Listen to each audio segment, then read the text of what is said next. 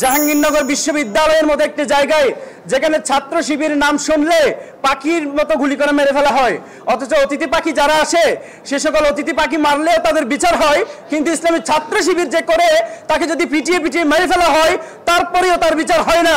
সেই জায়গায় দাঁড়িয়ে আজকে আমরা ইসলামী ছাত্র শিবির একটি পূর্ণাঙ্গ প্যানেল দিতে পেরেছি। সে প্যানেলে আমরা 25 জনের মধ্যে 20 জন আলহামদুলিল্লাহ জয়লাভ করতে পেরেছি। আলমিনের দরবারে মস্তক অবনত চিত্তে শুকরিয়া আদায় করি আলহামদুলিল্লাহ। সেজন্য আমরা ধন্যবাদ জানাই এবং সে সকল শহীদ ভাইদের যারা 24 সালের জুলাই আগস্টের আন্দোলনে শহীদ হয়েছেন। একই সাথে আরো স্মরণ করতে চাই আমাদের সে সকল আহত ভাইদের যারা জুলাই আন্দোলন করতে গিয়ে তাদের অনেকে চোখ হারিয়েছেন, অনেকে পা হারিয়েছেন এবং বিভিন্ন অঙ্গহানি হয়েছেন। আমরা মহান আল্লাহ তাআলার কাছে দোয়া করি আল্লাহ তাআলা যেন তাদের জীবনকে সহজ করে দেন। সেই সাথে আজকে যারা নির্বাচিত হয়েছেন আমাদের প্যানেল থেকে 25 জনের মধ্যে 20 জন ভাই নির্বাচিত হয়েছেন, সেই সাথে আরো 5 জন ভাই নির্বাচিত হয়েছেন। আমরা সেই সকল ভাইদেরকে অভিনন্দন জানাই। আল্লাহ তাআলা যেন তাদের কাজকে সহজ করে দেন, তারা যেন এই বিশ্ববিদ্যালয়কে একটি আধুনিক বিশ্ববিদ্যালয় এবং বিশ্বের সেরা বিশ্ববিদ্যালয়ের মধ্যে একটিতে পরিণত করতে পারে, সেই জন্য আল্লাহ যেন তাদেরকে সহযোগিতা করেন সে দোয়া কামনা করি।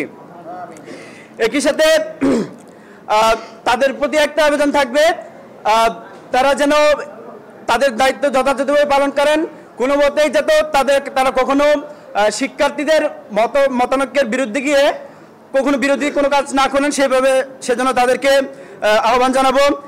কিন্তু বাংলাদেশ ইসলামী ছাত্র শিবির সমন্বিত শিক্ষার্থী জোট প্যানেল থেকে আমি ভিপি পদে প্রতিদ্বন্দ্বিতা করেছিলাম। আল্লাহ তাআলা চাননি যে আমি নির্বাচিত হই, তিনি হয়তো আমার জন্য এর চেয়ে ভালো কোনো কিছু আমার কপালে রেখেছেন, সেজন্য আল্লাহ তাআলা আমাকে হয়তো এখান থেকে দায়িত্ব থেকে বিরত রেখে আমাদের আরেকজন ভাই আব্দুর রশিদ জিদু ভাইকে সেই দায়িত্বটা দিয়েছেন। আল্লাহ তাআলা ভাইয়ের কাজকে সহজ করে দিন, ভাইয়ের কাজের মধ্যে বরকত দান করুন। এবং একই সাথে আমি আপনাদের সামনে অনেক সময় বলেছিলাম যে আমি নির্বাচিত হতে পারলে যে যে কাজগুলো করার প্রত্যয় ব্যক্ত করেছিলাম, আমি আব্দুর রশিদ জিদু ভাইকে সেই কাজগুলো বাস্তবায়ন হওয়ার ব্যাপারে সহযোগিতা করবো ইনশাল্লাহ। একই সাথে আমাদের পূর্ণাঙ্গ প্যানেল যারা নির্বাচিত হয়েছে তাদের সকল কাজে, সকল মতে, সকল পরামর্শে আমি তাদের সাথে থাকবো ইনশাল্লাহ।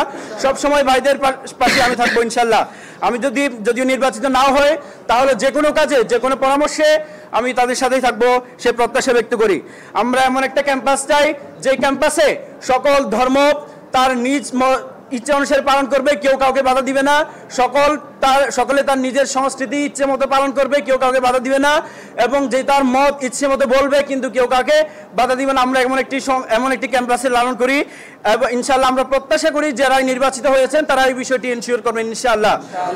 আর আরেকটা বিষয় বলে দিতে চাই, জাকসু হচ্ছে এমন একটা প্ল্যাটফর্ম যে প্ল্যাটফর্মের মাধ্যমে শিক্ষার্থীদের অধিকারগুলো যৌক্তিকভাবে বিশ্ববিদ্যালয়ের কাছ থেকে আদায় করা সম্ভব, কিন্তু দীর্ঘ 33 বছর সেই শিক্ষার্থীদের কণ্ঠস্বর, শিক্ষার্থীদের প্রতিনিধিরা জাকসু সেই নির্বাচন অনুষ্ঠিত হয়নি। আমরা প্রত্যাশা করব যারা নির্বাচিত হয়েছেন তারা প্রতি বছর যে জাকসু নির্বাচন অনুষ্ঠিত হবে সেটা এনশিওর করে যাবেন বলে প্রত্যাশা করছি। সর্বশেষ এই নির্বাচন অনুষ্ঠিত হতে গিয়ে শুরু থেকে আমরা বেশ কিছু ভুল ত্রুটি পরিলক্ষিত হয়েছে, কিছু অব্যবস্থাপনা লক্ষ্য করেছি, যেগুলো আমরা প্রত্যাশা করব আগামী বছর থেকে যখন নির্বাচন অনুষ্ঠিত হবে তখন থেকে এই ধরনের কোনো অব্যবস্থাপনা থাকবে না বলে আমরা প্রত্যাশা করি। সবশেষে আমরা সাংবাদিক বৃন্দ যারা আছেন ওনাদেরকে অনেক অনেক বেশি ধন্যবাদ জানাতে চাই। আপনারা অনেক পরিশ্রম করে আমাদের নিউজগুলো কভার করেছেন, আমাদের ক্যাম্পাসে এসেছেন, সকাল থেকে এসেছেন, রাতে গিয়েছেন। বিশেষ করে শেষ 3 দিনের কষ্ট আপনাদের অনেক বেশি কষ্ট হয়ে গেছে, সেটা আমরা বুঝতে পেরেছি। আমরা প্রত্যাশা করব যে আপনারা আমাদের ভালো দিকগুলো তুলে ধরবেন এবং ভালো কাজে সহযোগিতা করবেন। যদি আমাদের যারা নির্বাচিত হয়েছে তারা যদি কোনো ভুল ত্রুটি করে থাকে সেটারও সমালোচনা করবেন, কারণ মানুষ কখনোই ভুলের ঊর্ধ্বে নয়, ভুল হয়ে যেতেই পারে। ভুল হলে আপনারা তাদেরকে ধরিয়ে দিবেন এবং আশা করি যারাই নির্বাচিত হয়েছেন তারা সেই ভুলগুলো যদি আপনারা বলে দেন তারা অবশ্যই শুধরে যাবে সে প্রত্যাশা করি।